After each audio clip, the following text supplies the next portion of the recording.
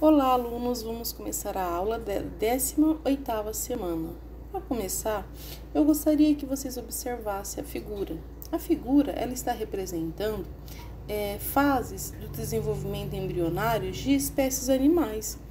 Nós temos o peixe, a salamandra, a tartaruga, a galinha, o coelho e o embrião humano. Bom, ao observar o padrão de desenvolvimento dos seres vivos representado, sugere-se que eles tiveram o mesmo ancestral comum, devido à semelhança que há desde o início. As diferenças mais marcantes são nas etapas finais do desenvolvimento. O estudo comparado da embriologia de diferentes vertebrados mostra a grande semelhança de padrão de desenvolvimento inicial. Durante o processo embrionário, é esboçado o plano estrutural básico do corpo, que é herdado de um ancestral comum. À medida que o desenvolvimento ocorre, os embriões se diferenciam cada vez mais e as semelhanças vão diminuindo. Diversas espécies de seres vivos apresentam grande semelhança anatômica. A existência de indivíduos de espécies diferentes, organizados segundo o mesmo plano estrutural, é também uma das evidências da evolução. Analisando os membros de diversos tetrápodes, anfíbios, répteis, aves e mamíferos, verificamos que há uma semelhança impressionante na estrutura básica. A tamanha semelhança estrutural entre os organismos são diversificados, que indica fortemente a existência de um ancestral comum, com um plano de organização semelhante aos dos tetrápodes atuais. Agora nós vamos entender sobre estruturas análogas. Estruturas análogas são aquelas que apresentam diferentes origens embrionárias, mas executam as mesmas funções. O estudo de embriologia comparada mostraram que asas de insetos e das aves têm estrutura e origem embrionárias diferentes, embora tenham a mesma função, ou seja, ambas permitem que as aves e os insetos voem. Os órgãos análogos não são evidências de ancestrais comuns a diferentes espécies, mas demonstra que os animais em questão desenvolveram estruturas distintas relacionada a um hábito em comum, que é voar. Então, podemos dizer que estruturas análogas são estruturas semelhantes de espécies diferentes, que possuem a mesma função, mas não foram adaptadas a partir de um ancestral comum entre os indivíduos a serem comparados. A asa de uma ave comparada à asa de uma mosca. Falando agora de estruturas homólogas, os órgãos homólogos, eles são aqueles cuja origem embrionária é a mesma, que pode ou não exercer funções diferentes. Estudos anatômicos e embrionários revelam que os braços de um ser humano, as asas de uma ave, as patas dianteiras de outros vertebrados apresentam a mesma origem embrionária, apesar de terem funções diferentes. A presença de órgãos homólogos afirma o grau de parentesco entre diversos grupos, aparentemente diferentes, servindo como uma prova evolutiva.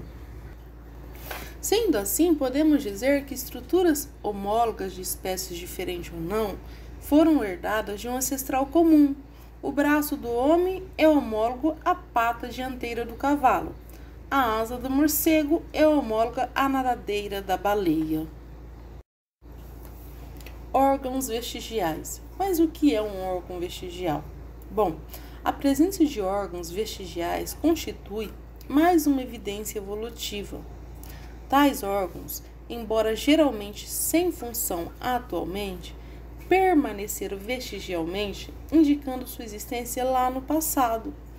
Um grande exemplo de órgão vestigial é o apêndice vermiforme, uma pequena estrutura localizada junto ao seco, região do intestino grosso, que não desempenha nenhuma função importante no ser humano ou em animais carnívoros, Mas lá nos animais herbívoros, essa estrutura é muito desenvolvida e abriga inúmeros micro-organismos relacionados à digestão de celulose.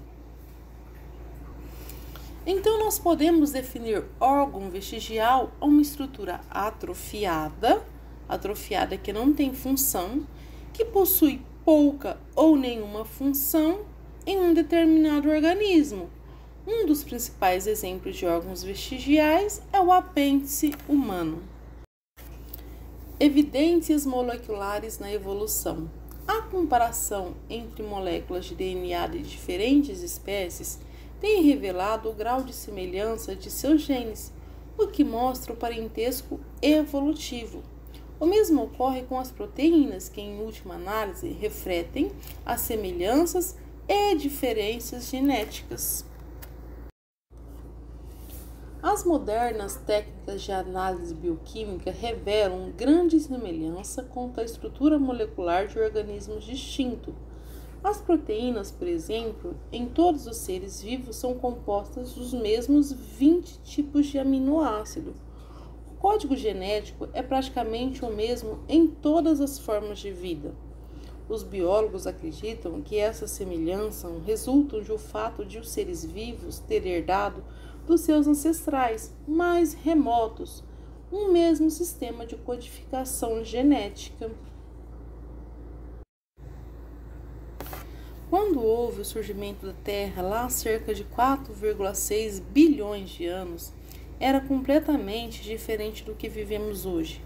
A atmosfera continha muita água, gases, relâmpagos e começaram a facilitar a vida na Terra. E a partir daí iniciou, através de um grupo de moléculas orgânicas, os coacervados, que se organizaram a tal ponto de captar energia e se reproduzirem, surgindo o primeiro ser vivo a habitar na Terra. Os primeiros seres vivos eram muito simples, os procariontes, isto é, formado por células sem envoltório nuclear e material genético, que ficava solto lá no citoplasma. Obtinham alimento através de moléculas orgânicas existentes e energia através do processo de fermentação. Portanto, eram heterótrofos fermentadores.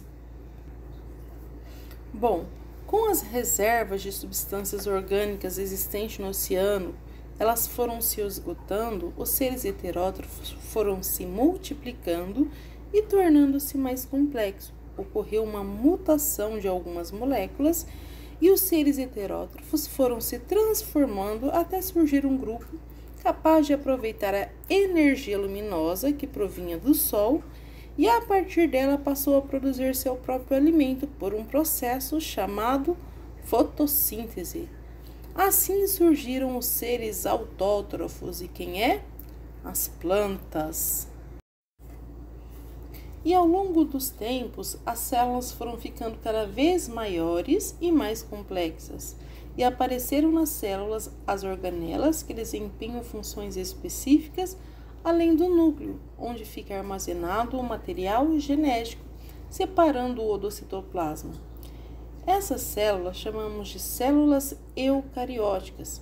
Essa foi uma conquista fundamental para o desenvolvimento da reprodução sexuada, dando origem aos eucariontes.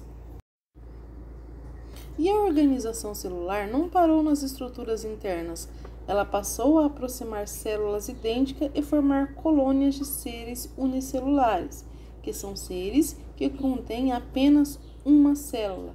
À medida que as colônias foram se especializando, surgiram os primeiros tecidos, que fazem parte da estrutura dos organismos multicelulares, que são seres que possuem várias células. A vida começou na água e por muito tempo continuou na água, mas os primeiros seres vivos a conquistarem o meio terrestre foram os vegetais, que se desenvolveram rapidamente, pois foram beneficiados por dois fatores importantes: a quantidade de energia, a disposição e a falta de consumidores, uma vez que os animais ainda viviam na água. Logo em seguida vieram os invertebrados e logo depois os vertebrados que povoaram a terra. As primeiras plantas a povoarem a terra foram as briófitas, que são representadas pelos musgos. As briófitas eram pequenas e dependiam de umidade para sobreviver, pois não tinham vasos condutores de água, por isso seu tamanho, e dependiam também da água para a reprodução. Logo após vieram as pteridófitas, que são representadas pelas samambaias, que desenvolveram os vasos condutores, conseguindo atingir um porte maior em lugares com menos umidade, mas ainda dependia da água para sua reprodução. A conquista definitiva dos vegetais sobre o meio terrestre veio com o surgimento da flor, que deixou de utilizar a água para a fecundação. Com o surgimento da flor veio a semente, um fator importante para a fecundação. A reprodução ocorria através do tubo polínico, sem a utilização da água. Daí vieram as gimnospermas, que são representadas pelos pinheiros. Essas plantas possuem sementes nuas e são de grande porte. Com a grande dispersão de sementes dos vegetais, ocorreu o surgimento de flores coloridas e perfumadas. Com o armazenamento do néctar, o néctar permitiu maior diversificação dos agentes polinizadores, como os insetos e pássaros. Juntamente com as flores coloridas veio o surgimento dos frutos que possuem sementes dentro, que foram essenciais para a dispersão dessas plantas, conhecido como angiosperma, que são representadas pelas macieiras, mangueiras, entre outras. Com o desenvolvimento dos vegetais terrestres, formou-se um ambiente com grande diversidade de alimento. Com o desenvolvimento dos vegetais terrestres, formou-se um ambiente com grande diversidade de alimentos, permitindo que os primeiros animais se aventurassem para a conquista do meio terrestre. Esses animais sofreram várias adaptações, pois viviam dentro da água e saíram para o ambiente seco.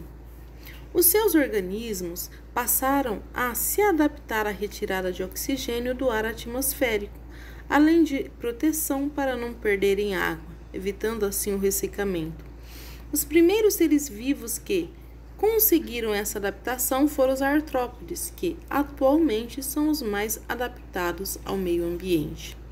Os primeiros vertebrados a povoar o meio terrestre teriam sido os primitivos anfíbios, que evoluído de um peixe pulmonado.